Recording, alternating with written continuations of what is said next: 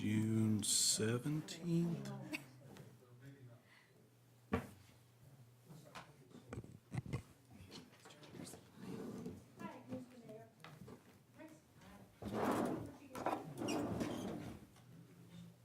Oh, and Becca's at state debate, isn't she? Kyle's going to sit in for. Okay, perfect.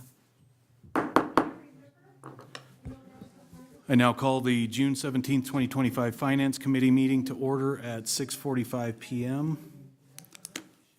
Consideration of claims. The chair would entertain a motion for the approval of the claims. Your Honor, consideration of claims to be paid in the amount of $1,109,725.94. Elon credit card in the amount of $10,635.31. Manual check in the amount of $48. Payroll and liabilities for 5/30 and 6/13 in the amount of $511,312.70 for a total of $1,631,721.95. Do we have a second? Your Honor, second. I have a motion by Councilwoman Johnson and a second by Councilman Larson to approve consideration of claims or recommend approval for consideration of claims. Is there any discussion at this time? Your Honor, I do have some questions, if I may. Sure. It'll be for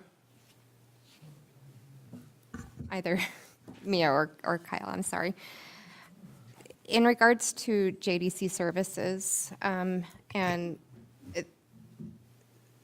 their availability to conduct background investigations, I understand why we started using them to begin with. To my knowledge, previously, we were able to conduct background investigations and save that money in-house. Are we going to continue using their services for a long period of time, or is this a permanent thing, or was it a temporary thing, or? Sure.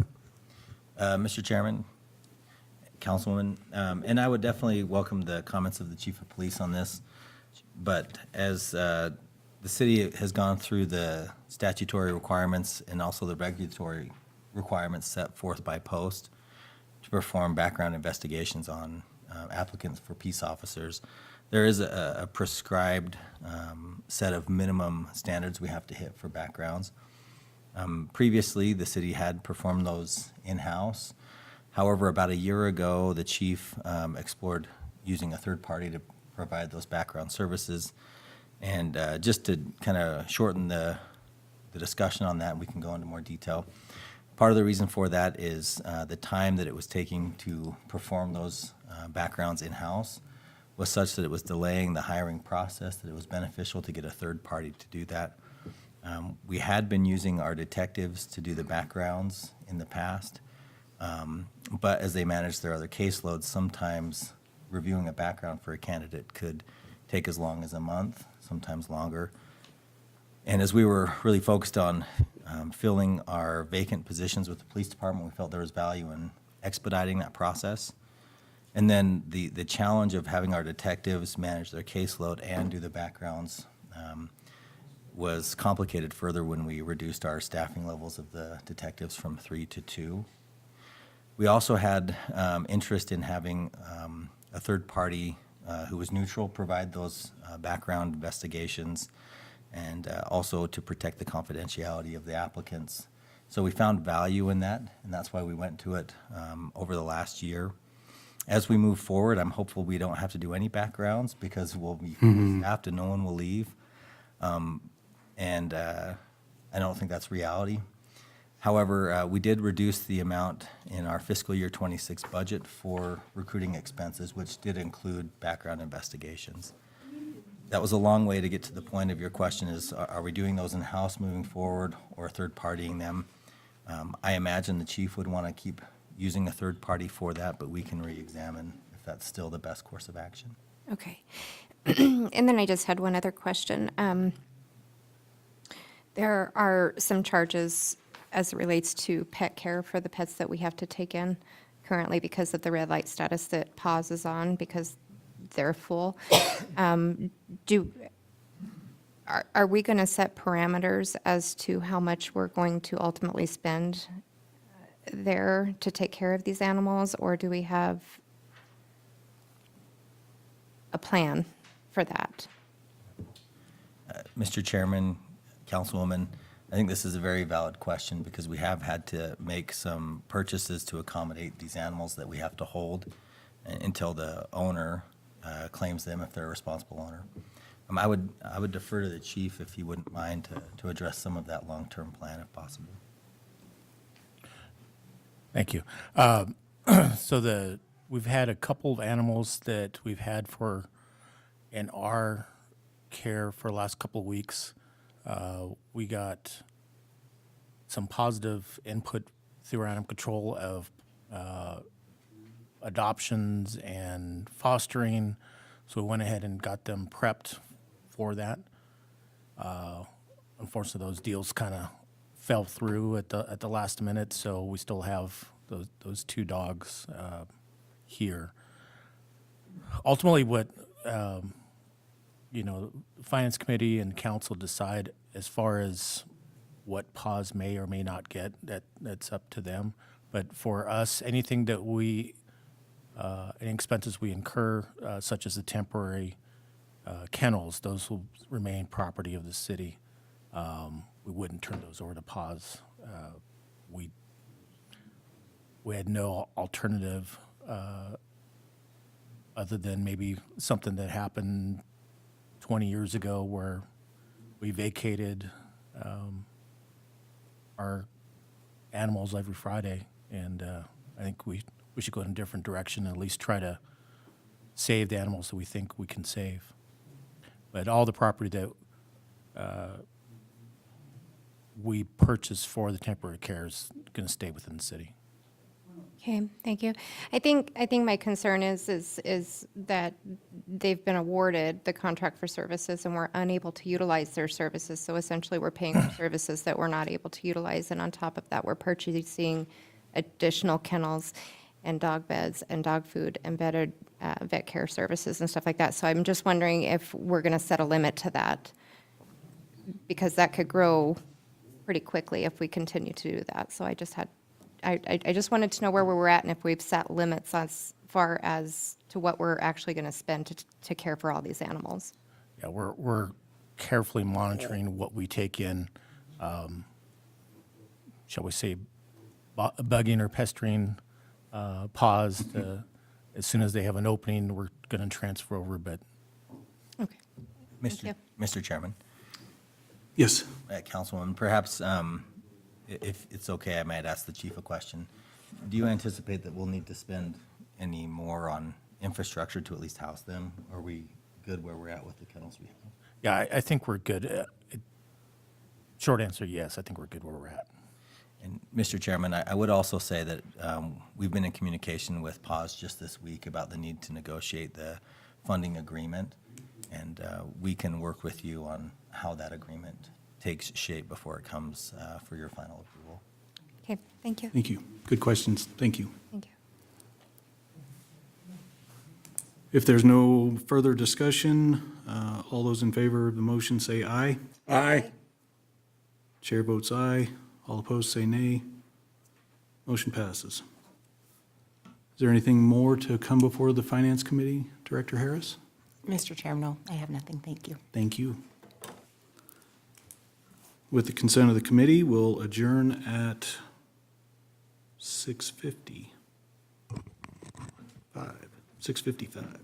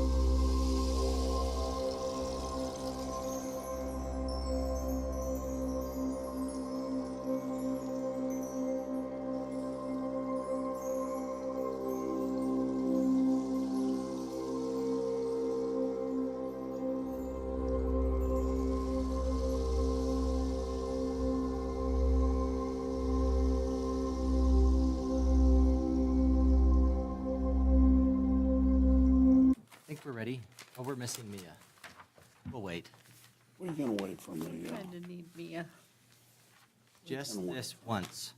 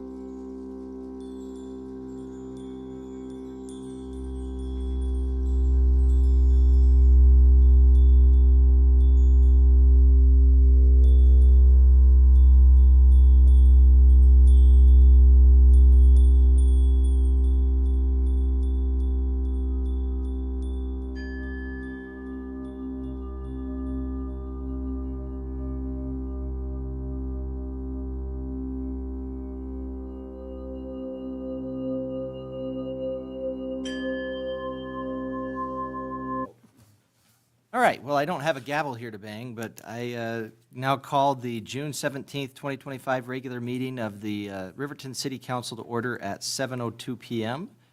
Councilmember Carr has agreed to lead us in the Pledge of Allegiance, after which Councilmember Larson has agreed to give us the invocation. If everyone could please rise and remove your hats.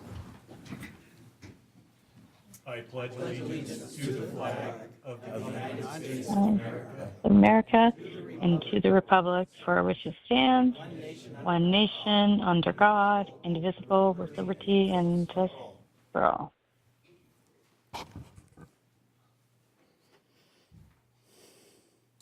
Our eternal Heavenly Father, we are thankful for the opportunity to be here at City Council and to serve our citizens of the city of Riverton. Father, we would ask that Thou would watch over and bless us, that we might have Thy citizens' issues at best, that we might provide solutions where we can. We ask that Thou might watch over the first responders, especially our police force and our fire department. Father, we're thankful for the freedoms which Thou hast established and blessed us with. We ask You to watch over and bless us as we do this business of the city of Riverton. We ask this humbly in the name of Thy Son, Jesus Christ. Amen. Amen. All right, Ms. Harris, if you could conduct the roll call, please. Yes, Your Honor. Councilmember Eric Carr. Here. Councilmember Rebecca Pearson Lewis. Here, Councilmember Mike Bailey. Here. Councilmember Carla Borders. Here? Councilmember Kyle Larson. Here. Councilmember Karen Johnson. Here. Mayor Tim Hancock. I am here and declare we have a quorum. I'd entertain a motion for the approval of the agenda as been presented. So moved. Second. Councilwoman Borders with the motion, Councilman Carr with the second, Councilman Bailey with the third. Any discussion? All in favor, say aye. Aye. I vote aye. Any opposed, say nay. Motion passes. Reports and comments, council committee reports and council members roundtable. Why don't we start with you, Councilwoman Pearson Lewis, since otherwise I might forget you since I don't see you. yeah. Nothing really on my end. Sorry, I'm not there tonight. I'm in Iowa with the speech and debate team for nationals. So, yeah. Are they going to start doing nationals in Hawaii ever? Or? We're wishing, man. I mean, Iowa's fine, but It's humid. not Hawaii. So. Snellborn. That's true. Probably feel about the same way. Yeah. All right, well, thank you for your report, Councilman Bailey. I don't have any meetings since we have met either, so. Okay. Councilwoman Borders? Your Honor, I attended the Senior Endowment Committee a couple weeks ago. There was a pause meeting tonight, but I didn't make it. I had to work late, so that's all I had. All right, well, thank you for getting to those. Councilman Larson. Your Honor, I attended the solid waste board meeting yesterday, and we approved the budget, which previously the county assessor had said there was a 20% decline in property values, and it actually turned out to be 18%. So that made us $2,000 or $3,000 more to help our budget out. It was noted that the solid waste district of Fremont County has a excess in funds of roughly $15 million plus. And most people don't understand that the federal government and the state of Wyoming, especially the EPA, requires that we have so much money available for a closure of a solid waste pit. Most recent one we closed was in Shoshone, which roughly cost $1,325,000, and that's not a very big site, but it costs a lot of money. And you've got to remember that those sites are monitored on a monthly basis as for whether the contaminants of solid waste are getting into the water. So there's all kinds of monitoring wells surrounding those deposits, and their samples are sent out to Core Watering Service in Casper to determine whether there is a problem or not. So the money that is set aside for those future contaminated properties has to be that size. Now, the money that is deposited, that $15 million, is in various accounts earning interest so that it's not sitting under somebody's mattress. The important thing about that is with that size of, if you want to use the word endowment, but it's not correct, but with that size of deposit, Fremont County is not required to have an insurance policy for any closure of any of the dumps that are available here, which is a great savings. So there are always people that are licking their lips and trying to figure out how they can just ease a few $1 or $2 million out of that account. But I can testify that all of that money is legislated by EPA and the Department of Environmental Protection and the state of Wyoming for proper usage. That's all I have to say, Your Honor. Okay, thank you for that report and the update. Councilwoman Johnson. I have not attended any meetings or happenings. I have been working with a couple of folks regarding some building maintenance issues with the help of Mr. Michaud and some weed issues and things of that nature. Just offering advice. I attended the Finance Committee meeting tonight, asked a couple questions, which I'm sure will pop up again later sometime down the road. Beyond that, I don't have anything else. Okay, thank you. Councilman Carr. Good evening. Thank you, Mayor. I also did not attend any meetings in the last week, but I did want to bring the Rotary Shoe Drive. Riverton Rotary Club is having a shoe drive, and you'll start to see boxes showing up at local residents or businesses. Don't go to residents and throw your shoes. We are collecting gently worn shoes for distribution later. And I'm going to need Kyle's help on the next one.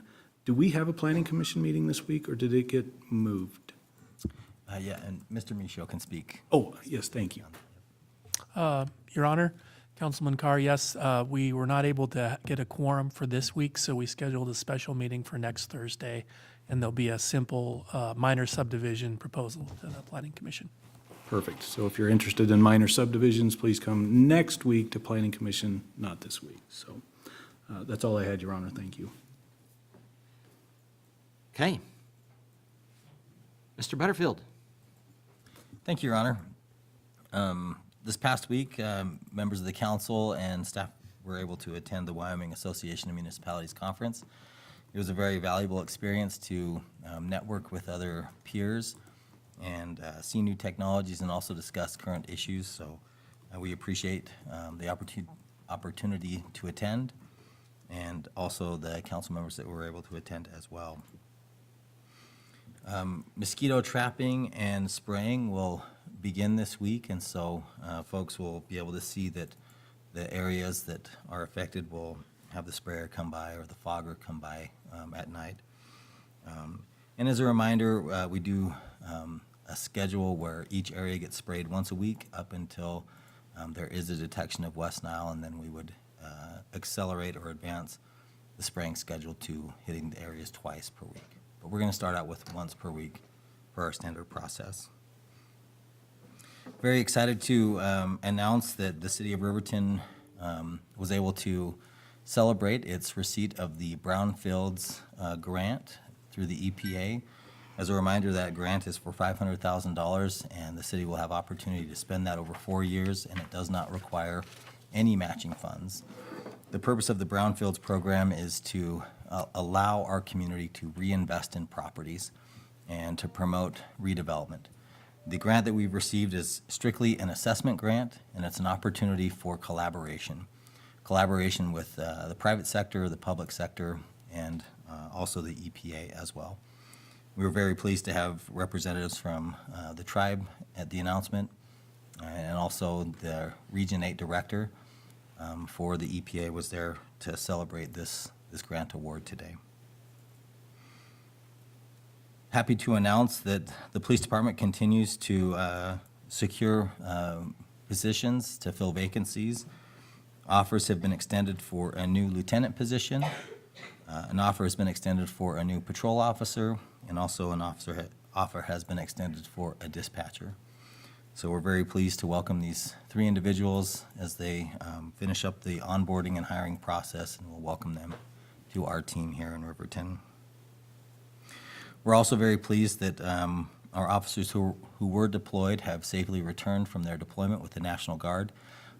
They have some downtime that they need to take before resuming their duties with the city of Riverton, but we're very happy they're safely home and very much look forward to them rejoining our force in the next little bit. The last thing I'd like to mention is it's now getting into summertime, and the spring showers have definitely brought forth flowers and weeds. And we want to encourage our community members and property owners to maintain the weeds that they have on their properties. Riverton is a great place, and we ask for the cooperation and participation of private property owners to maintain the weeds on their property. We do have a code enforcement process, but as a city, we really do respect and protect the rights of those that own private property, and we try not to impose on private property owners.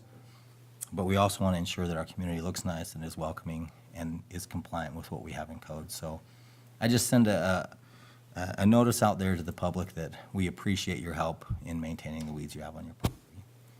And with that, Your Honor, I'll turn it back to you. Thank you, I appreciate it. I guess with our returned officers, new hire as a lieutenant position, new hire for the patrol position, are we hiring at the police department right now as it stands? Maybe for dispatch? Do we have any dispatch positions or nothing? 1 officer. That's great news. We've been trying to get this figured out for a little while. So we're fully staffed, Don't say knock on wood, all that stuff. just certain words you can't say. Oh, okay. Jinx. 1913. Last time we were almost there. Yeah. But I appreciate your hard work, Chief. I know that you've been trying to come up with a lot of different ways to get that sorted out, and thank you very much for getting us close. Okay, great. Councilman Larson. Your Honor. So, okay, a couple of things, I guess, to talk about. So first off, had a fun opportunity. County 10 and Porter's put on an event every year for Father's Day. They call it Grilled. They have a competition. They have a couple people come and compete. It's kind of like, is it Chopped, where you have to have like certain ingredients you use. And I got a chance this year to be one of the judges. It doesn't get much better than that. It was very fun. Got to have some really good hamburgers. And it was fun to attend, and I appreciate them doing that community event. They had bounce houses and drawings throughout the day, and it was just a great opportunity.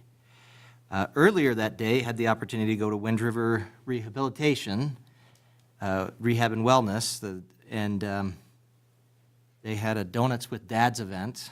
I've been avoiding carbohydrates, so I didn't eat a donut. I did eat the buns, though, of the hamburger. You can't be a judge and not, like, eat the whole thing. That's just not right. So anyway, it was a lot of fun. I played the piano. It was a good time. We have some really great people there. And, you know, right before COVID started, I just went there and was visiting with folks. And one of the things that was interesting, I was able to meet the man who actually had put my fireplace in. Now, my house was built in 1977. It's not a mansion.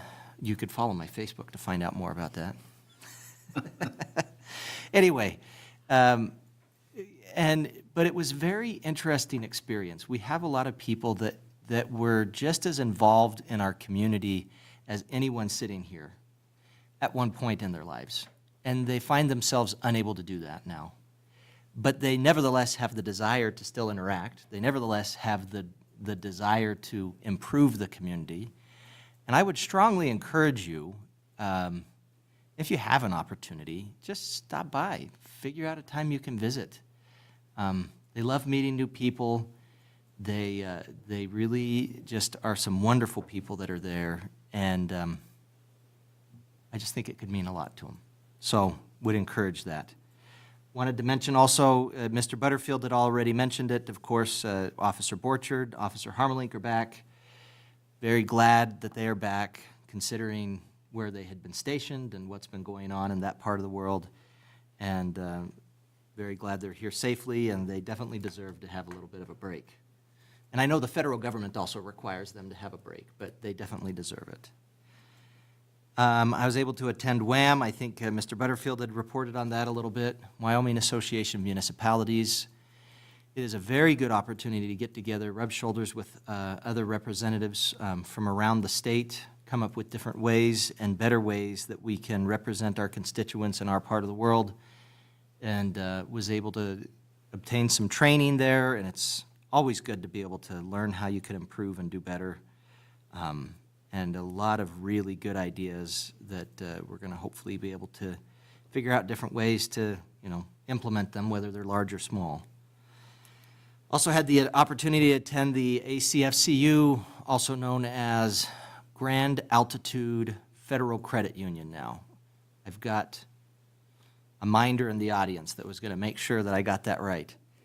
They've changed their name. ACFCU, Atlantic City Credit Union, Federal Credit Union, has been around since 1960s, if I remember correctly in their presentation. And they were originally a credit union that was actually a part of folks that were working in the iron mine. And they've since broadened their horizons such that they can actually be a credit union for folks, I think, throughout the state of Wyoming. And so being able to make sure that that was understood with their name and have it be a more broad scope. They've changed their name, and so that was a good opportunity to cut the ribbon there and appreciate the invite to that as well. A lot of fun, good things going on in our community, and it's great. Also had the opportunity to go to our hospital shindig, bean signing. With the new hospital coming in, they, because of the way it worked with getting construction started as soon as they could, they weren't able to do a groundbreaking. And so in lieu of that, they have already started to get the steel in, and they had everyone who attended able to sign one of their beams. It was kind of funny. They said, you can have a bigger signature if you give more money. I just did a regular signature. I don't know how that works. But it was a very good opportunity to recognize how many people have put work into that, money into that, and appreciate the hard work of the board to get that going, and look forward to them actually opening their doors in the next couple of years.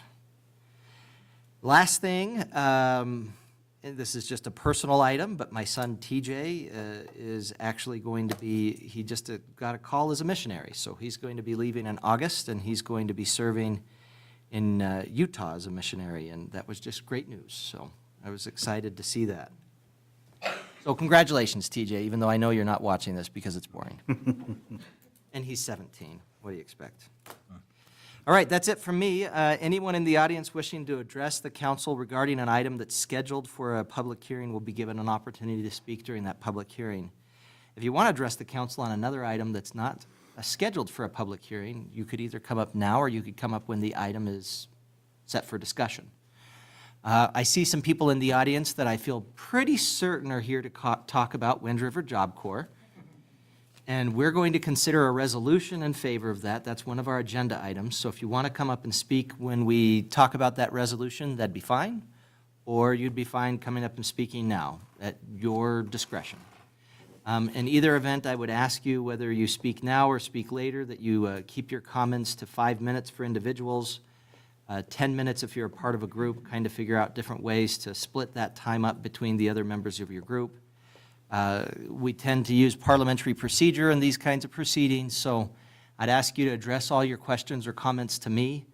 That's just the way we do things, so we're not having a lot of crosstalk. I'd also ask you to avoid comments of a personal nature, personal criticism, ridicule, name-calling, fighting words, that sort of thing. If you are speaking during an agenda item, I'd ask you to keep your comments to the topic at hand. So if you're going to come up and talk about the Job Corps when we're doing the resolution, I'd ask you to keep your comments to the Job Corps, for example. But anyone in the audience who wishes to come up and speak, please come on up, tell us your name, and if you are with an organization, please tell us the organization you're with. And I have a timer on my phone, and it will beep at you when 5 minutes is up. All right. Hi, we're part of the Burma Night Riders 4-H Club and part of the Riverton Middle School FFA chapter. And we're here to ask you if we can set up flags on a couple different dates down Main Street and Federal. The dates are... Why don't you come up to the microphone real quick? And if you can tell us your name and tell us her name too. My name's Easton Becken. Okay, what's your name, sir? my name is Gage Jordan, and some of these weeks are Fair Week, National 4-H Week, and National FFA Week. My name's Brindle. You can pull that down, Brindle. My name's Brindle Becken, and the first important week is Fair Week. It's July 25th through August 4th. Hi, my name is Ainsley Jordan. The next important week that we would like to hang up flags for is National 4-H Week, and that would be on October 3rd through October 12th. Hi, my name is Oakley Becken, and our last important week we would like to hang flags on is National FFA Week from February 20th to March 1st. This is where we celebrate teaching others agriculture and the learning experiences we get. Thank you for your consideration. Oh, great. Could you tell us your name, the last? Rick Jordan. Okay. So I heard a lot of Jordan and a lot of Beckons. Is that basically all of you? Did I miss one? That's great. Good. Well, thank you for coming here today. Anybody on the council have any issue with them doing the flags July 25th through August 4th, October 3rd through the 12th, and February 20th through March 1st? I think it's wonderful. Good. Fly 'em high. Yes. What flags are you wanting to hang up? Our 4-H flags and then our FFA flags. That's great. Okay. And is anyone going to help you do that? Because I don't know if Brendel can reach where those would go. Our whole Burma Night Riders Club will help. We'll go put flags up and then take them down. And then our FFA chapter, the middle school and the high school, will come help put them up and take them down. And are you also going to put her on your shoulders? She's got to do at least one. She could barely reach the microphone. Okay, well, it looks like we're good with that. Can we, I guess in case anybody else comes and wants to have those dates, maybe keep track of them so we know we've approved that? Mr. Toman? Can do that. You got it? Absolutely. Okay. Thank you. Thank you very much for coming. Thank you. Excellent job, guys. And you kept it to 3 minutes. That's even more impressive. Good evening, Mayor and Council. I'm Cindy Olson-Roden with the Riverton Chamber and Visitor Center. Just a couple things we have going on. We've got our after-hours networking this Thursday night at Snyder Signature Properties. I always have trouble with that. So it's at their new location in the Masonic Temple building. Should be a good event. And then our Lunch and Learn is usually on the first Friday of the month, but that being the 4th of July, we've moved it out a week to July 11th. That will be on cybersecurity for businesses and individuals. Should be a good one. El Vaquero will be feeding us again, so that was a big hit. We're seeing quite a few visitors coming to the visitor center, giving information and learning some things that I hope to have on hand by this time next year, or before this time next year. So we'll see how we can get that arranged. I am on a committee, a county committee for the 250 quincentennial project that is actually through the county. It's a grant that the state put out that we're going to do. It's in conjunction with the museums, Scott Getz and Helen with Wind River Visitors Council. It's going to be an app that takes visitors or whoever to 15 locations, and they'll be able to take a picture of themselves at the location. And when you reach so many locations, you can come to one of the museums and get a prize. So it's going to be an interesting opportunity, and it will run throughout the year. So I'll keep you updated on that. We just went before the commissioners today and they approved it, so we'll submit the application. And they've already been awarding money to different other groups throughout the state, so it should be a good one. One thing I did want to mention, and I'm not sure who to ask about this, but I just discovered that there are visitors information signs for 2 locations ago of ours. They're on Main Street. They're really hard to see. One's in the middle of right next to Oddfellows building going up the hill. The other one's right before you get to the old location where Farmers Insurance is. So do I approach the city or YDOT to see if we can move those? They're blue and white. Mr. Butterfield? Your Honor, it'd probably be something we'd need to coordinate with YDOT because Okay. they're right of way and they mandate how those signs go. Okay, I'll get with you on that. And then one last thing, as the Chamber and Visitor Center, we support other groups in the community on their events. So the Downtowners, they are having their Rock Festival event this Saturday, so we're hoping everybody will attend to support them. We're hoping this will be as big as the Fall Festival as it grows, and that's all I've got for now, if you have any questions. Just some clarification. Are we talking like Metallica, or are we talking like Ross? AC/DC. So, Just kidding. I know if it was AC/DC, you'd be there. No, it's Just a rock, like rock. like the jam rock. But they're going to have all kinds of things. They are going to have rock music, but rock painting, some different rock vendors, and it should be a good event, and I'm hoping they'll have a good turnout, so.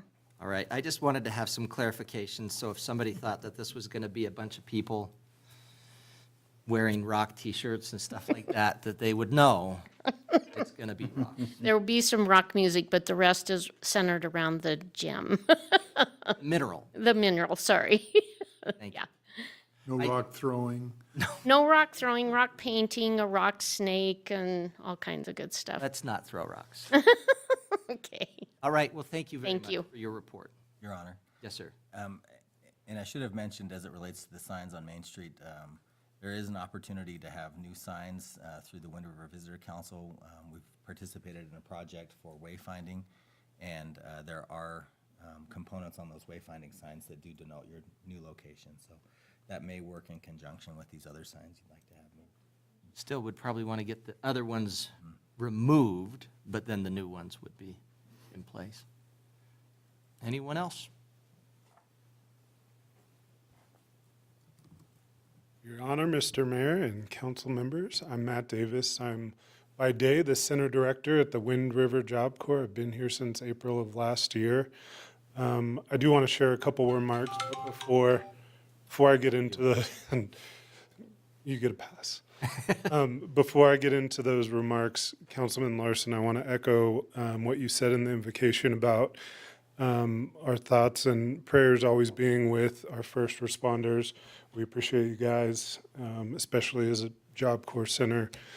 We work closely with the city, and so want to echo that. Also want to say that those prayers also go beyond just the city of Riverton. We are a center that can house up to nearly 300 students, a federally funded program that's been in existence since 1964 and been here in Riverton since 2015. 300 students who come from around the country to live here, probably coming from homeless situation, foster care situations, situations of deficiency where they need additional support. We also employ nearly 150 full-time equivalency positions, nearly all of whom live in either Riverton or outside our boundaries here. So on May 29th, when we found out that Job Corps, the federal program from the Department of Labor, put a pause on not only enrollments, but the operations of 99 centers around the country, at least one in every state, a couple in Puerto Rico, and of course, we, Wind River, are the only center in Wyoming. There was some pretty great concern. Thankfully, a group of operators of those 99 centers that were mentioned filed a temporary restraining order that went into place this afternoon in a New York courtroom. A judge decided they wanted to extend that until June 25th. But I say that because the beacon on the hill or the center on the hill, whatever you think of us as, we got a lot of staff who are worried, and we got a lot of students who are homeless and don't have places to go, and we have these unique trades that are all aligned with the areas in Wyoming that have the highest labor demand: petroleum technicians, heavy truck drivers, heavy equipment operators and mechanics. And we've had unique success here, and we want to continue that. So I know there is a resolution. I appreciate you, Mr. Mayor, for just hearing us out and all the support we've gotten from folks in the community around what we're trying to do. We've boosted our Wyoming student population. In the past year, I've been fortunate to be on the Wyoming Workforce Council. Tomorrow, we're going to be voting on funding measures. And so we are deeply intertwined. You can see a bunch of my colleagues here right now who care deeply about the future of the program. And so I just want to say I appreciate you all. I think we're doing things that are unique in the world of workforce and pushing forward unemployment rates in our state. So tonight, I'm not speaking as the center director of the Job Corps Center. I'm speaking as a private citizen. Have to make that known, which is why you haven't probably heard from me a bit about some of this stuff. But I do want to thank you and also just give you that information about kind of what's going on and how big of an impact potentially this could have on just our state with workforce development and also our friends, our neighbors who have families and work here and support our economy. So that's all I have, Mr. Mayor. Thank you. Thank you, sir. I appreciate you coming in, Mr. Davis.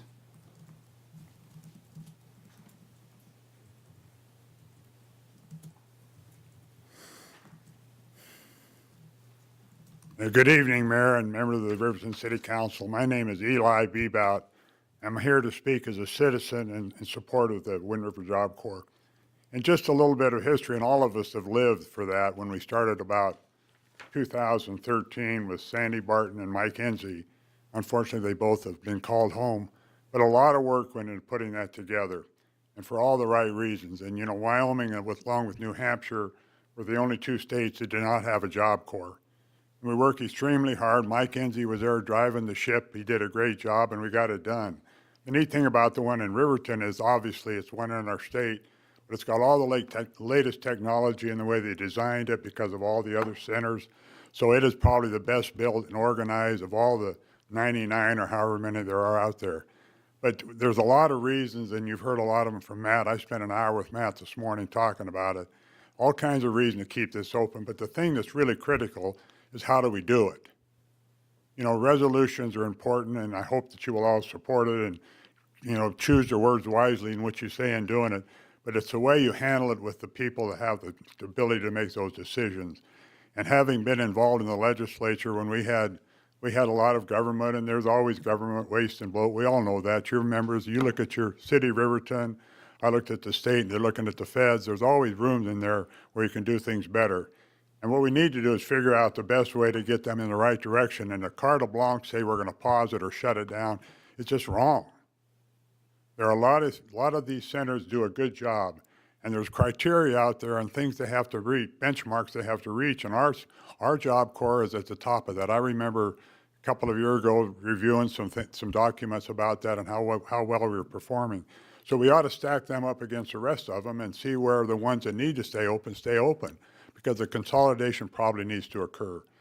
And you know, and Matt was telling me this morning, there's 7 of them in Kentucky, I don't know, 6 or 7 in California. They have rooms for 1,000. There's 200 or 300 inmates. There's a lot of things that could be done to correct that, but not carte blanche to say we're going to shut down them all. So I think we've got a really good cause here. And, you know, we do have the number 2 ranking senator in the U.S. Senate. And as I understand it, that budget bill has that's where the House has put in there to do this pause or quit or whatever. You know, usually the government will lob a shell across the bow and then come back and make sense. I'm not sure this time unless we drive that ship. So I guess what we need to do is we really need to concentrate on get our local elected officials, you, members of the state legislature, get our governor involved, but primarily our senators, where that is now, Cynthia and John. And I think we can do that, and I think we can talk to them. It'd be really interesting to say that they want to shut down Wind River. I don't think they do. Now, I haven't spoken with them personally, but plan on doing it. And I would recommend all of you reach out, and that's how you get things like this done. And resolutions are fine. I hope you approve it, but I would hope that we could get a concentrated effort by the community to do this. You know, a lot of good things are going on there. You brought them up. The hospital, what a project. You know, Job Corps was a big one we took on. You know, the college is doing really well. Brad's back here. He's going to talk about Central. There's a lot of good things going on in Riverton right now, and we need to keep the Job Corps. So I'll be glad to answer any questions. There's anything I can do, I'm all in. Lorraine and I have talked about it. We think it's a wonderful thing for our state, wonderful thing for Riverton and for the United States. So thank you very much for hearing my testimony. And any questions, I'll be glad to answer them. Any questions? Thank you for all your effort. Yeah. One other thing while I'm here, you never give a chance to a guy like me to speak, is air service. And when you talk about important things to a community, Kyle and I have talked about is the hospital, it's air service, it's jobs, and I worry about air service. And I don't know if that's going to come up in the budget bill, Kyle, if they're going to do the enhancement program again, if money needs to be put in there. But, we got it, Tim Salazar is on that committee now, and we need to get our ducks in a row. If in fact that needs to be replenished, and that is really important. I mean, I go up there and I can't even find a parking space to put my car when I travel. Anyway, thank you very much for what you do. Being an elected official is not always fun. And Mike, you know that, but a lot of you have been there doing it for a long time. Kyle and all of you, thanks for what you do. And good luck, and let's keep our Job Corps. Thank you. Thank you very much, Senator. And I appreciate everything you've said, and I know when we were discussing what we could do from our point of view, I've tried reaching out. I know Kyle's tried reaching out and expressing our support for the Job Corps program to our federal delegation. Part of our resolution is that we're urging the governor and the legislature and our federal delegation to advocate for it. So I appreciate what you're saying, and I agree with you completely. And I think we've got some really good students up at Job Corps. I was so lucky to be able to go and address them at their graduation which one was it? Anyway, it was recent. And we've got some really good students up there, and they're making really good changes in their lives. And that's what's important. And a lot of the statistics, you can sit there and twist them and change them so easily. You talk about that there's all these incidents. Well, even a small thing gets recorded as an incident with the way that the reporting is over there because they want to take them seriously. Well, you do it that way, and then all of a sudden they think that everything's a serious incident when it's like somebody spilled something, and it has to be reported that way. So I appreciate you speaking in favor, and I'm glad to have you on our side, and we'll do our best to do as you say and continue to work.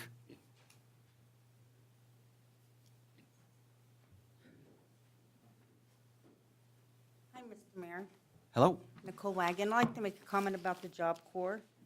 As a former peer support specialist for the White Buffalo Recovery Center, we would go on in and support our Indigenous relatives, many that came from all over the state to be a part of Job Corps. And of course, as Indigenous relatives, we support, all our relatives. And again, we're not orphans, we belong to a tribe. So they would go on in and give them that support of whatever they needed. So I think it's great, and hopefully that the Job Corps stays with here in the area. So I applaud the efforts. Anyhow, I came to thank you again, the city of Riverton, again for the proclamation that you did with the May 5th recognizing MMIR 307 Indigenous relatives. And I came to thank you about the flags that they're in. And I was really hoping I'd be able to be here with Mr. Eggleston, who was very hands-on with this. So I was really happy with the turnout of what he did, and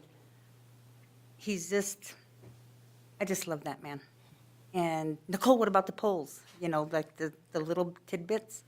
And again, I thank Miss Sarah for steering me into the direction of Riverton Ranger Printing. Mr. Stover helped me back and forth with the flag, and it's on both sides. So when we fly them and do our events, as you can see, I'm really excited. So I think they turned out well.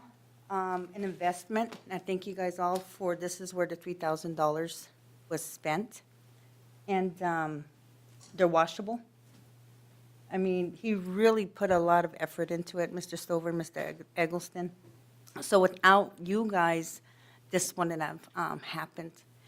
And again, MMI 307 is dedicated to honoring, protecting, and amplifying the voices of the missing and murdered Indigenous relatives in Wyoming and beyond. We are committed to create a future where Indigenous lives are no longer overlooked. Every relative is seen, valued and protected. That's our mission. And I'd like to welcome everybody to our next event where these will be used. The 65th Eastern Shoshone Indian Days, 26th, 27th, and 28th. We're sponsoring a special red shirt for men to honor them, the ones that have been lost, and then red dress for the women. So it's 18 years and plus. It's on our website. So we dance for them, honor them. And this is really, really huge with the 65th anniversary for one of the largest powwows in our reservation. What's the So- date and where? Fort Washakie, June 26th, 27th, and 28th. And I will give Mr. Max to let him know the actual date and time, because it's still, powwow, they'll tell you the day before, oh, you have Saturday, or you know what I mean? So it has its own time. We also are going to have a booth at the powwow for information. I was very surprised and like to share from the DEA sent me stickers with red handprints so people can put their names of their loved ones there, and to put out all the information and to bring awareness to our event. Very heartfelt, a lot of people involved, but it's going to be huge, and I'll let you guys know the date and time. Come on up, come and see, and maybe do a round dance with us, intertribal, something. And, it's about building bridges and making the community better. And I applaud all you guys' efforts. I'm really excited. Looking forward to that. Well, thank you. Yes. Thank you for sharing the flag and letting us know what you got going on. Right? Looks good. Yeah, you like it? I mean, I wish we had it for Flag Day. Right? But again, it turned out well. So, and a lot of the art went in with the lady, Miss Shay Jimerson, meaning she's real heartfelt with the meaning, who's on the board. She did the design, and with the dots, meaning for infinity, that everybody counts and matters, to be that light for that loved one. Great. Thank you. Thank you. Appreciate you coming in. Thank you. You too. I'm excited. Thank you. Please come Well on. done. You too. Thanks, Mike. Thank you, sir.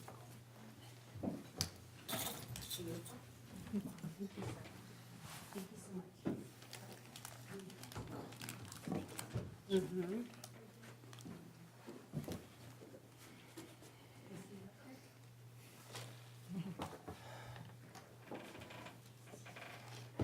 All right, I think we had someone else who was getting up to speak. Definitely welcome to come on up.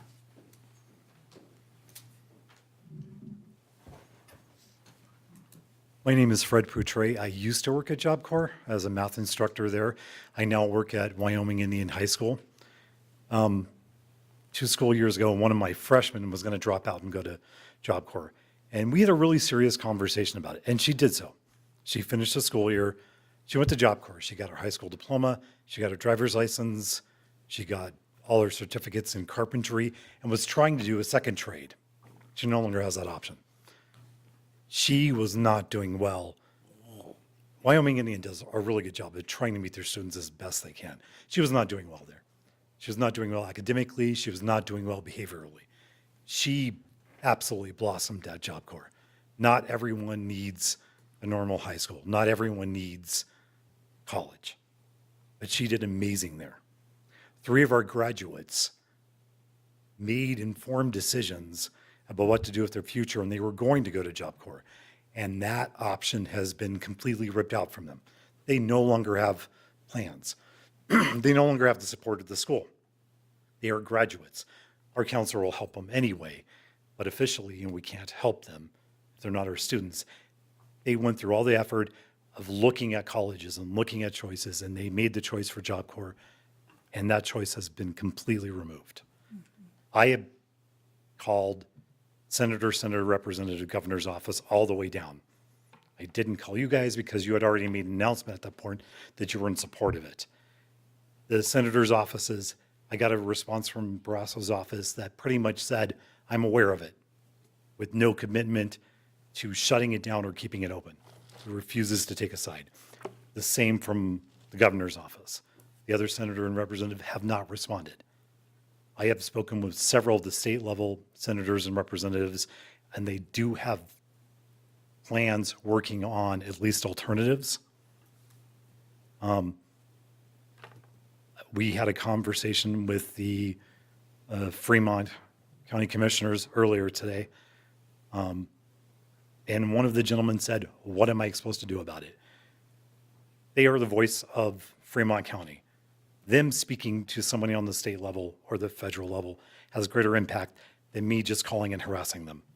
The same if you guys speak up and pass it forward with this resolution, it has a greater impact. You are the voice of this city.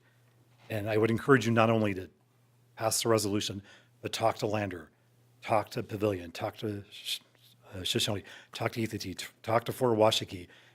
The more official voices of the people who pass this forward, the more impact it will have. Thank you. Thank you, Mr. Boucher.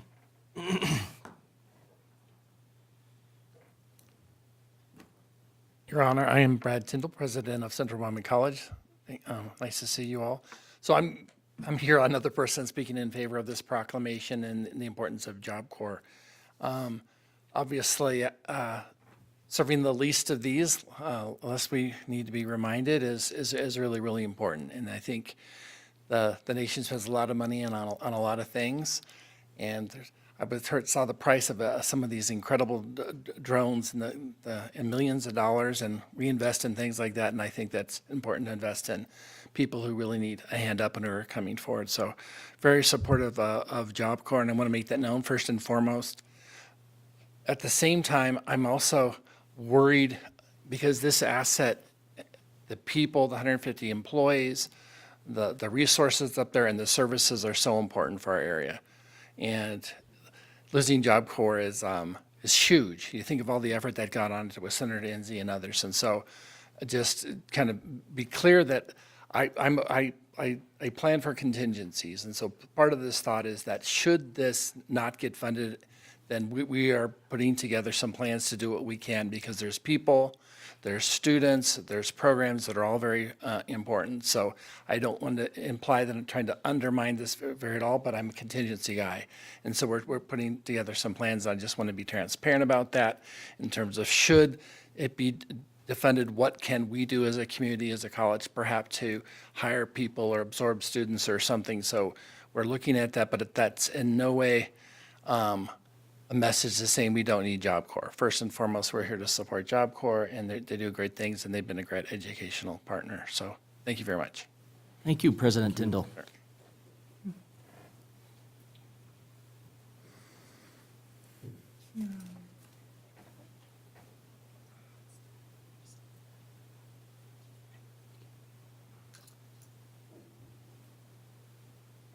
Ron Warpness, ex-mayor. I was in where your position is, Mayor Hancock, when Job Corps was just getting finished up, and I made 2 trips to Washington.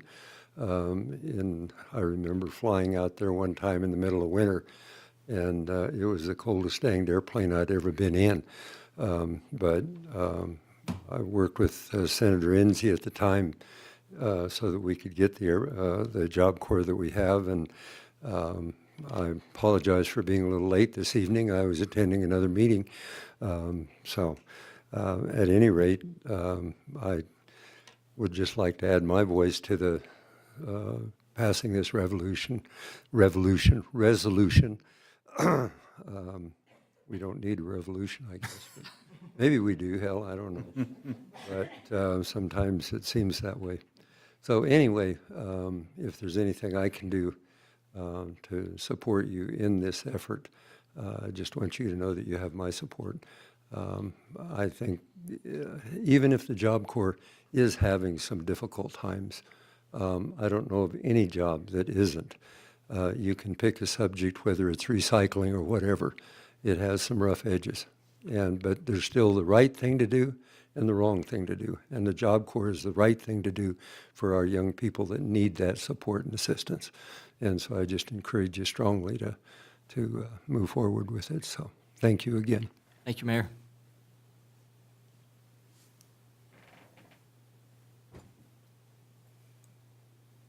Okay. Thank you, everyone. Appreciate you coming in. We'll move on with more business. If you're wanting to stick around for the resolution, I'm definitely not telling you not to. I've just, Councilwoman Borders remembered something she forgot. I did. I'm remiss, and this is our last council meeting before this event, so I want to make sure to mention it. James Gores is retiring. He's been in business since 1976, and they're going to be having a celebration for him at the Shondell Center. January, let's not go to January. Go back in time? Yeah, June 29th at 1:30 at the Shondell Center, so, and everyone's invited. Just want to have everybody come out and support him. He's a very wonderful person. What time does that start? 1:30. 1:30. Okay, perfect. Shandell Event Center, right near the airport. Thank you. All right. Ms. Harris, if you could, read the consent agenda items by title only. Yes, Your Honor. Approval of the minutes, June 3rd, 2025, regular council meeting. Approval of the minutes, June 3rd, 2025, executive session. Approval of the minutes, June 10th, 2025, special council meeting. Approval of the minutes, June 17th, 2025, finance committee meeting. Approval of the finance committee recommendations, June 17th, 2025. An open container permit application for Bar 10 for the Friday night cruise at 114 South Broadway, July 18th, 2025, from 3 p.m. to 1 a.m. All right. Items requiring further discussion. Your Honor, Yes, sir. the Finance Committee met at 6:45 PM tonight and recommend approval of consideration of claims to be paid in the amount of $1,109,725.94. Elon credit card in the amount of $10,635.31. Manual checks in the amount of $48. Payroll and liabilities for May 30th, 2025 and June 13th, 2025 in the amount of $511,312.70 for a total of $1,631,721.95. Thank you. I'd entertain a motion to approve the consent agenda. So moved. Second.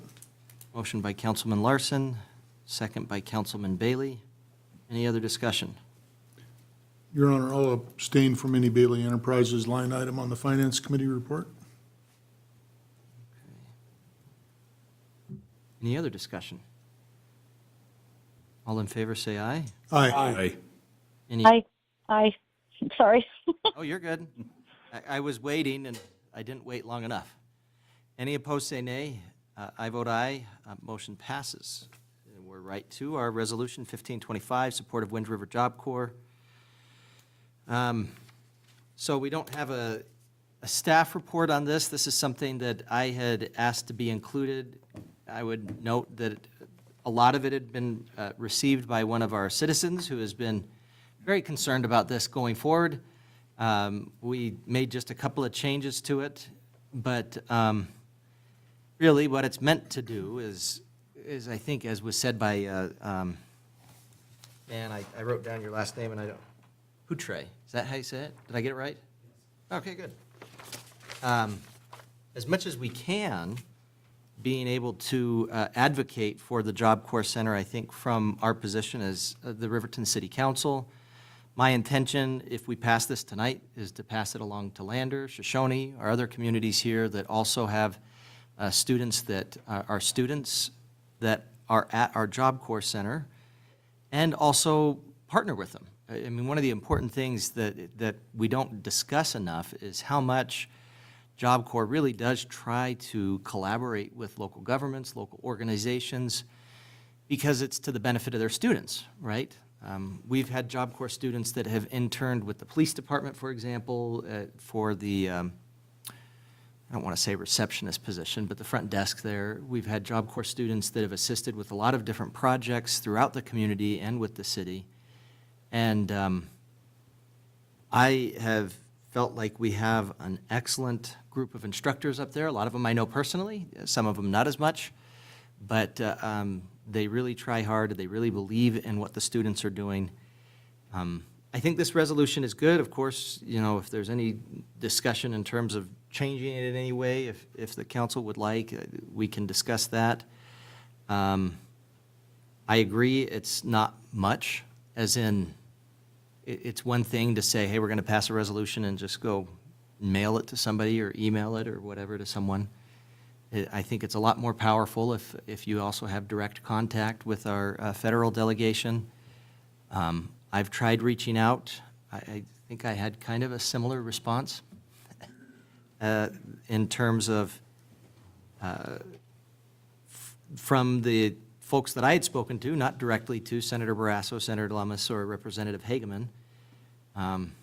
It's an interesting idea to get on a plane and fly to Washington, D.C. I've not done that. It's a thought. I'll keep it in mind. But in any event, so that's where this resolution is coming from, and I guess that's it in terms of my report from it. I don't know if there's anything to add. Administrative Services Director, could you please read resolution number 1525 by title only? Yes, Your Honor. Resolution number 1525, a resolution of the governing body of the City of Riverton expressing strong support for the Wind River Job Corps Center and urging continued federal funding for the Job Corps program. I'd entertain a motion to adopt resolution 1525. So moved. Three-way tie. We'll say that it was Councilman Bailey and Councilman Larson this time, since we had Councilman Carr last time. Any discussion? Do we need a second? Your Honor. Yeah, what I wrote down was Councilman Bailey with the motion, Oh, Councilman Larson perfect. with the second, since we had three first. Yes, that's great. Councilwoman Johnson. This is just more on a personal level. My father-in-law sat up here, Lee Martinez, and he was a big part of getting Job Corps here too. He worked hard with everybody on that. And I think if that's one way to honor the hard work that he put into it while he sat here, that's one reason I strongly support it. Second reason, there are several employees that come into my place of business, sometimes with some of these students and kids, and they display the most utmost respect. And they do give back to the community. There's a lot of them, even the employees. And I'm not going to say a lot because I don't want to get anyone in trouble, but they have come in and they have purchased coats and shoes and socks and whatever for these kids. And I think it's a good thing for our community. And I think I personally will reach out and express my interest in saving it as well. So I appreciate what you guys are doing. Thank you. Your Honor. Yes, sir. On a personal note as well, I have a deep and very profound connection to the Job Corps. We have a child that went through the program and is thriving. Don't ask them that. But they are doing very, very well. And they are continuing their dream to enter the movie industry. And you cannot talk about building anything in America without trades. How can you deny the shortage of our tradespeople throughout the nation and then want to close those very facilities that we are begging desperately to fill jobs for? It is a successful program. It is a very needed program. Thank you. Thank you. Any other comments, discussion? Again, I'm a huge supporter of the program. I think on all levels of education, I think we need to make all the opportunities available for kids to learn and to choose their own path into the job that suits them the best and is productive. And every one of those people can be a productive member of society if given the right chance and the opportunities and the ability to grow their own skill set. And so I think things like the Job Corps, you know, and I'm a product of Riverton school system, and we had, you know, back then we had the Career Center where you could learn, you know, carpentry and welding and auto mechanics and all of that kind of stuff. And I think somehow we've sort of steered away from that over the last 30-something years. And so I think, you know, it's our own fault that we sort of have a lack of workers in some of these trades. And this is an opportunity to get kids into those trades and give them that opportunity to be successful, you know, without having to go to 4 years of college or whatever, depending on what their aptitudes are. So again, I'm a huge supporter. I think it's great. We need to do what we can to make sure we keep it going and get more kids working for a living, so. Well, I think it was well said what Mr. Bebout had said in terms of, you know, it's one thing to say, calling it a failed experiment. I just was like, oh, this is so many people that do this as a job, so many people that have taken advantage of it, that work there. I found that very offensive. I don't know if anybody else did, but I did.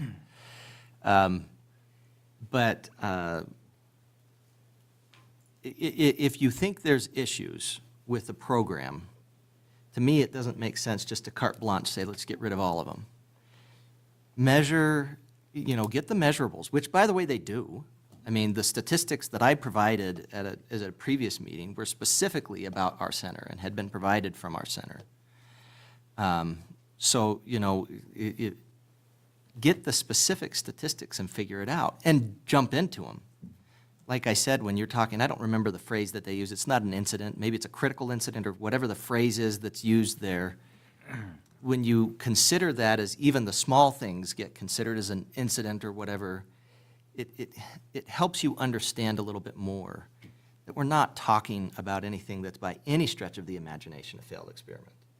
It's made a difference in many people's lives, including people that I know quite well. And I think that it's a benefit to our community. We have great people that have been brought here by Job Corps, employed by Job Corps, and I think that it's not huge in terms of a resolution, but if we get it passed today, I certainly, like I said, I intend to get this. I'm the chairman of FCAG. I will do what I can to get FCAG on board with this. We also have an FCAG meeting next week. I will discuss with our FCAG board the same thing, if they can do a similar resolution as the governing, you know, the mayors of the governing bodies in the county. Is it going to make a difference? I don't know. But we're not going to know until we try. And we're not going to know to what extent it's going to make a difference because, frankly, I don't get to read anybody's mind, and it might be that this is the one thing that just puts them over the edge, and if that's it, then I would be kicking myself if we didn't. So I would strongly encourage our citizens with the at least 150 people that are employed there. This is a huge difference in their lives, children that are there. It doesn't take much to advocate for something, even if it's just getting on Senator Barrasso's page and writing a quick letter on there. It's easy. They make it so easy to reach out to them. And there's nothing like flooding senators and that kind of thing with support. And I can tell you my experience as a mayor of a pretty small town, it makes a difference to me. When I see people coming here, filling our seats in support of something or against something, it makes a difference. And it should, because that's what we're about. So whatever you can do, please, they need it and they deserve it. So anyway, anything else? Your Honor, I just, I don't know if I can do this without crying. But it's the kids. It's the kids. They don't necessarily have support. A lot of them are homeless. They're great kids. They just need an opportunity. I worked up there shortly when they first opened, and it's life-changing. It really is. The facility is amazing. If you haven't had a chance to tour it, it's amazing. And as the center director alluded to, they're able to choose more than one mode of you know, of work. They could take carpentry and maybe electronics. You know, a lot of kids I know went to welding, and they're underwater welding, and those are very high-paying jobs. And it's just, I mean, I'm ready to start beating down doors. That's where I'm at, and this has my complete support, and I'm glad to do it. Well, and just ask the petroleum students, too. Anytime anything came up with petroleum, you knew who they were.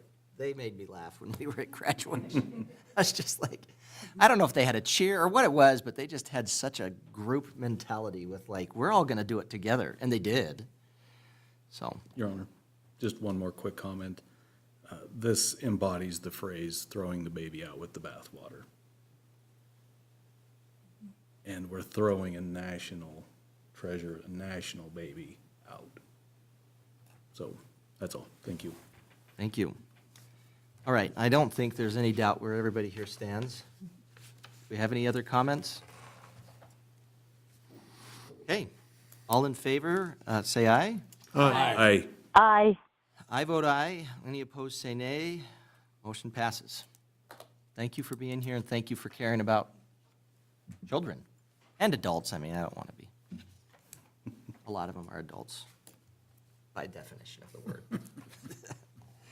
All right, next up, we have consideration resolution 1526, state revolving loan fund, application for HYDROVAC truck. Public Works Director's report, please. Thank you, Honorable Mayor, members of the council. It's the recommendation of city staff that the council approve resolution number 1526 in support of the application to the state revolving fund to procure a HYDROVAC excavation truck, HYDROVAC truck. Based on the current cost estimates, the City of Riverton staff would like to submit an application to the State Revolving Loan Fund, also known as SRF, to borrow $650,000 administered by the Wyoming Office of State Land Investments. It is anticipated there will be a 25 to 50% principal forgiveness for the loan, and loan terms will be at a rate of 0% and up to 20 years, depending on the life of the equipment purchased. The resolution in support from the governing body is required to accompany an application for the funds. A public meeting is also required to occur prior to the submission of an application. Staff will schedule this meeting following the approval of the resolution by the governing body, by this council. The application for funding is due September 1st, along with supporting documentation. Engineering Associates has been contracted by the state of Wyoming to help to put together this funding application for municipalities. Riverton is utilizing personnel at the local EA office here in Riverton, Engineering Associates, to finalize its application. This loan may be paid off over, again, the life of the vehicle, the life of the truck, or earlier if this council decides. At this point, split between the two funds, the water fund and the sewer enterprise fund, it could be as low as about $13,000 a year to have this vehicle on hand. I'm open for any questions the council may have. Thank you. I'd entertain, I'm sorry. Administrative Services Director, please read Resolution 1526 by title only. Yes, Your Honor. Resolution number 1526, a resolution authorizing submission of an application to the State Loan and Investment Board for a loan through the State Revolving Fund on behalf of the governing body for the city of Riverton, Wyoming. I'd entertain a motion to adopt Resolution 1526. So moved. Second. Motion by Councilwoman Johnson, second by Councilwoman Borders. Any discussion? Unique format? Do they want it to be in this format? And it's not that unique. I've seen them before, but Yeah, they're fun. certainly are. Any other discussion? All right. All in favor, say aye. Aye. Aye. Any opposed, say nay. I vote aye. Motion passes. We had some people clear out of here, probably because it's warm. I think we should have a brief recess to cool off a little bit. So it's 8:15. Why don't we have a 10-minute recess, come back at 8:25 and finish up our meeting then?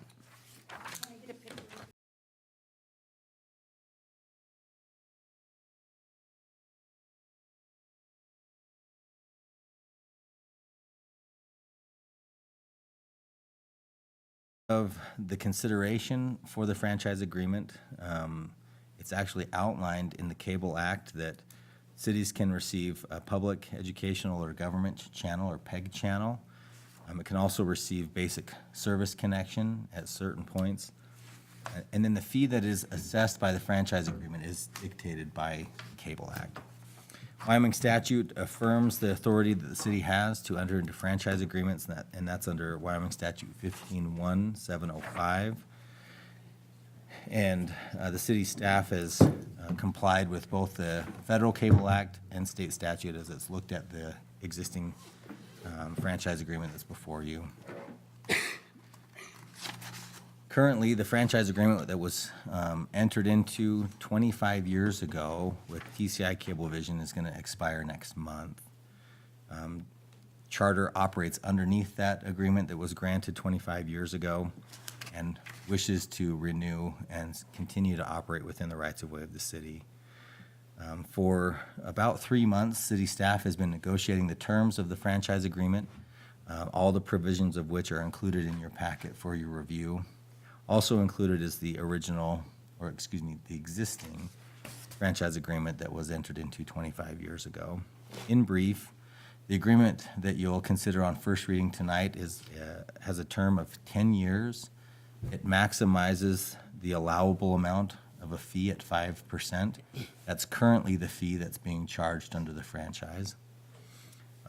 Staff was also able to negotiate to upgrade one of the PEG channels, the public education or government channels, to high definition. And we're also lucky to have 2 PEG channels allotted to us, one of which is for the city's use. The other we have had in the franchise agreement for the use of CWC. That PEG channel is what we're using tonight to broadcast the city council meeting. CWC utilizes their PEG channel to broadcast some of their sporting events. We are fortunate that we can have one of those channels moving forward, upgrade to HD, and you as a governing body can choose which one you'd like to have on the high definition versus standard definition. As far as the provision of basic cable services to government facilities, we are basically proposing, and we're able to negotiate to keep the facilities the same as they currently sit. Specifically, there's basic service access to the city of Riverton's City Hall, one at the water treatment plant, and then there are 2 associated with Fremont County School District 25. That's at the Central School Admin Building or office, and the other is at the high school. As we worked through the negotiation process, we were informed by Jody Ibaugh that the school is not currently utilizing those basic service channels, but we kept them in the agreement just on the off chance that they may want to use those in the future. Also included in the franchise agreement is a provision to allow CWC to receive one of those basic cable service drops. There are several other provisions that are related to the franchise agreement, and I'd be happy to answer questions if you have any. The negotiations were handled in good faith. We appreciated the partnership we had with Charter. And City Attorney Rick Sollers has reviewed this draft several times and is fine with this moving forward for your consideration. Thank you, Your Honor. Thank you. Deputy City Clerk, if you could please read Ordinance 25006 by title only. Yes, Your Honor.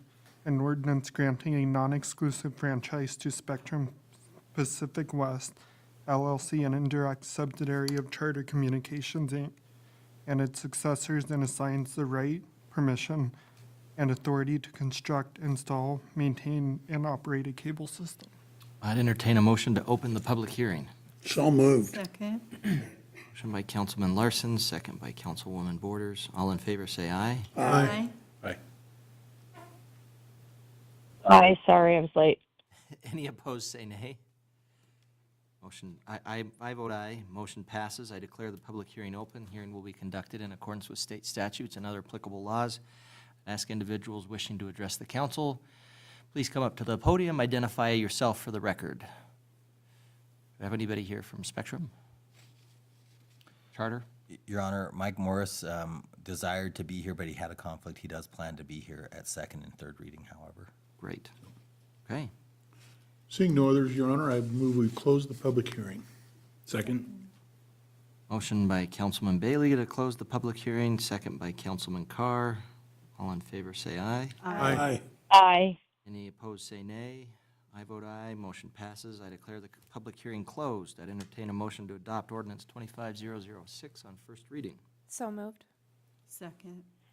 Councilwoman Johnson with the motion, Councilwoman Borders with the second. Any discussion? Your Honor, Yes, sir. does this include, I understand it's cable, but they also provide internet. Is this covered, the internet also? Mr. Butterfield? Your Honor, council member, it would incorporate some of the broadband service that they provide. This was a point of discussion with Charter early on in the negotiations, especially as to whether or not the Cable Act would dictate the terms of our negotiation. And through our conversations, this still falls under the provisions of the Cable Act, even though it does include some of the broadband services that Charter has under its business umbrella. So was that a yes? Yes. Thank you. He tries to be thorough. Yes. And yes, and it makes sense. I mean, because of course the Cable Act is going to be older than any, federal laws regarding broadband, that sort of thing. So trying to decide, does it apply or doesn't it apply, to what extent it applies is a good question. Your Honor, just a quick Councilwoman question. Johnson? For those that don't actually have cable service and are just using like smart TV apps and things like that, does that include them, that they would be able to receive the PEG stations that you're talking about? Your Honor, Councilwoman, no, that would not impact whether or not we receive the PEG channels, and that's just exclusive to us as the City of Riverton being able to broadcast those. Whether or not someone can stream the PEG channel is not information that I have.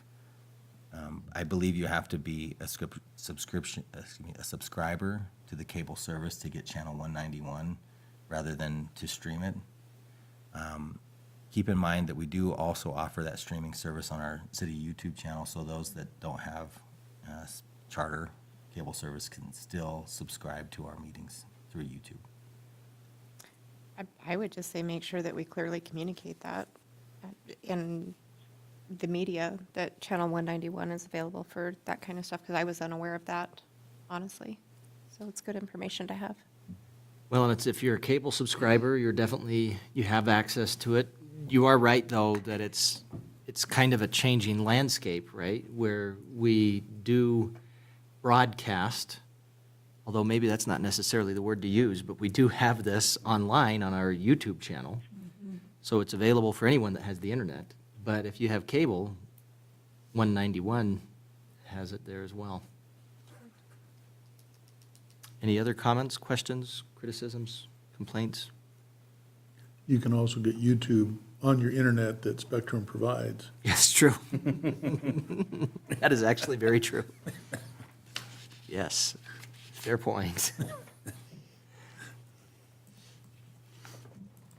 Well, I know this has been a long time coming, Mr. Butterfield. We've been talking about this for, I don't want to say months, but it's been months that this has been getting figured out. And I will say I did not see any typos in it or anything like that, so that was good. Clearly, it's been gone through with a fine-tooth comb more than once. Your Honor, thank you. We have reviewed this a number of times, and one of the provisions that took some time to negotiate was that HD channel. It was something that was important to our IT team, especially as they broadcast and try and display the information, especially as it's projected on the TV screen for slides. So we worked really hard to get that. And as a point of information, I should clarify that in order to receive that one HD channel, we did opt to forego one stream of revenue that we are allowed to seek, and that would be 5% of the late fees recovered within the service district we have. And annually, that's about $400. So I felt that that was something that was easy to offer up in negotiation in order to receive that HD channel. Obviously, you as a council can say that we would rather receive that $400 annually. Pretty good offset. The HD. So I should have mentioned that on the upfront, but that is one of our allowable sources of revenue that we can receive 5% on, and in negotiation, I decided that was something we could forego. Ironically enough, I just did find a typo. 13.2 has PEG channel. It's the second to bottom line, and it doesn't have a space between PEG and channel. It is probably the most petty, small issue that you could have. Kerneling issue. Huh? It's a kerneling issue. Yes, I think it is, that exactly. That was the wraparound and all that. Yep. We'll fix it. Thank you, sir. Any other discussion? All in favor, say aye. Aye. Aye. Any opposed, say nay. I vote aye, and the motion passes. Next up, consultant agreement for an engineering analysis. Thank you. On the West Main Water Transmission Line, Mr. Toman. Thank you, Honorable Mayor, members of the council. It's the recommendation of city staff that the council approve a consulting agreement with William H. Smith, or W.H. Smith, to produce technical needs assessment for the West Main Street Waterline Transmission Project. The recently completed 2023 Water Master Plan, or a Level 1 study as it's called, identified the West Main Street transmission line as the first capital project to prioritize in this study, partly because that line is almost 70 years old. The optimal time to complete the replacement of this project for the transmission line is in 2027, with the Wyoming Department of Transportation performing an asphalt overlay, mill and overlay project on West Main Street. The Wyoming Water Development Commission is prepared to cover 50% of the design and construction of the potential transmission mainline project. In order to obtain this funding, we will need a construction-centered Level 3 application submitted to the commission, and that's to be submitted by September 1st of this year. To qualify for this Level 3 award, the city must first complete a technical needs assessment to accompany this application. The assessment comes at the recommendation of the Wyoming Water Development Office, or WWDO, and allows the city to avoid performing a Level 2 study. A Level 2 study is approximately $150,000 for this type of a project. But W.H. Smith, along with Black and Beach, completed the previously mentioned Level 1 study for the city of Riverton. So they have the previous information. They also have our city water model. City staff has approached W.H. Smith to expand on the services they rendered for the master plan, to prepare the necessary technical needs assessment for the Level 3 grant for the Wyoming Water Development Commission. And the attached document represents their fee along with their subconsultant's fee. It also takes into account a short schedule, as September 1st is quickly approaching, to be able to meet the deadline for water development for the fund. So the impact from the budget of this, approximately $42,000, would come from two projects that were submitted into the fiscal year 2026 budget. One is already significantly, there's been quotes already received, and they're significantly lower than what was budgeted, and that's the supervisory control and data acquisition, or the SCADA project at the water treatment plant. $50,000 was budgeted. Quotes are coming in anywhere from $25,000 to $35,000 for that project. And another one is the valve hydrant and transite waterline replacement project. It's budgeted at $50,000. That can be reduced since a lot of this Main Street waterline will take care of the valves, hydrants, and transite line that's in that area. A large amount of transite line is in the West Main Street project area. Again, that's asbestos concrete water line. And then as a side note, staff just finished up the meter replacement project in this previous fiscal year. There's a carryover into the fiscal year 2026, and that was $40,000 under budget, but matched significantly by funds from the state. So I'll stand for any questions you may have. Okay, thank you, appreciate that. I'd entertain a motion to approve a consulting agreement with William H. Smith and Associates to provide a technical needs assessment for the West Main Street water transmission line. So moved. Second. Motion by Councilwoman Borders, second by Councilwoman Johnson. Any other discussion or amendments? Your Honor? Yes, sir. Just seems like a tight timeline, or are we going to be able to double up on some design work as well? If we're submitting our application for the Level 3 project in September, study will be done probably in May, and we want to get it for construction 27? That's pretty tight. Honorable Mayor, members of the council, Councilman Carr, we are in constant contact with Water Development. They would procure funds or have funds available by, as Councilman Carr says, next May. We're also looking at SRF funding to provide for this project. This is obviously the first step. But we're working alongside of YDOT here locally with Robert Scheidemandel and then YDOT and Basin to get everything put together for this project. So thank you. Well done. We think we can get the timeline, we can get it done in the timeline. It'll be tight. Robert Scheidemandel had mentioned that this project, as a last case scenario, could be pushed off a little bit. But I believe we can meet that timeline. And I guess just simply put, we're basically wanting to make sure that we know what we have under the ground, that it's getting water where it needs to get to. I mean, simply put, is I guess what I'm saying we're looking at here. And get it put in before they overlay the highway. Yes. Yeah. And this project will occur concurrently, Mayor, Mr. Mayor, this project will occur concurrently with the YDOT overlay project, and YDOT has agreed to, what's the word I'm looking for, manage this project along with our project. Okay, good. Well, that makes sense. That also carries with it a certain decrease in cost too, I suppose. Honorable Mayor, did you say increase or decrease? Decrease. Increase, opposite? They will have a fee that they administer this project with. Government doesn't do things for free. Okay. Lesson taken. Any other comments or questions? All right, all in favor say aye. Aye. Aye. Any opposed say nay. I vote aye. Motion passes.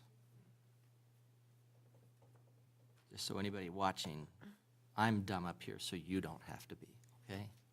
That's what I'm here for. Next up, bid award, airport terminal parking lot. We have somebody here from Ardura, which is great. Public Works Director's report, please. Thanks once again. The city staff recommends the council award bid schedule 1 and bid schedule 2 for the rehabilitation of the terminal parking lot to Ramshorn Construction Incorporated in the amount of $1,181,120. As a part of the capital planning process for the airport improvement program, the payments for the pavement for the terminal parking lot were scheduled for replacement with a mill and overlay project. The current asphalt is over 20 years old and is deteriorated beyond a point that it needs now to be rehabilitated. There's also curb and gutter in the area and concrete sidewalk that are showing effects of deterioration in locations from Alica silica reactive concrete, which causes spidering of the concrete and interior breaking down. During the design, it was discovered that the parking lot would require reconstruction and additional subgrade excavation. The project has been included in the state and federal capital plan for several years. Ardura Group, of which the mayor mentioned, but Wes Werbelow is here as a representative for Ardura, which is the city's consulting firm for the airport, has prepared specifications and bid documents for the rehabilitation of the terminal parking lot project. A request for bid proposals was advertised to the Riverton Ranger and the Casper Star Tribune. 2 bids were received and publicly opened on April 29th of this year with the following results. Ramshorn Construction in the amount of $1,181,120, and Century Companies in the amount of $1,394,630. So based on the recommendation of our Ardura Group and along with an internal staff review, Ramshorn Construction, Inc. was determined to be the lowest responsive bidder. The FAA has also approved the concurrence of this award, and Ardura has previously worked with this contractor on multiple other successful projects as well. And the low responsible bid for this project with Schedules 1 and 2 came from Ramshorn Construction. This project is FAA federally funded through the AIP program, and then also direct allocations through the Infrastructure Investment and Jobs Act, also previously known as BILL. And it's also supported with funds from the Aeronautics Division of the Wyoming Department of Transportation. And then local funds are required to match these grants, but only in a percent of 2.5%. These funds have been included in the fiscal year 2026 budget. And some of the overage is also included in that budget from an older engineer's estimate. This line item over the engineer's estimate comes from a little bit more concrete that is scheduled to be replaced, as well as some full depth repair that was needed in this year.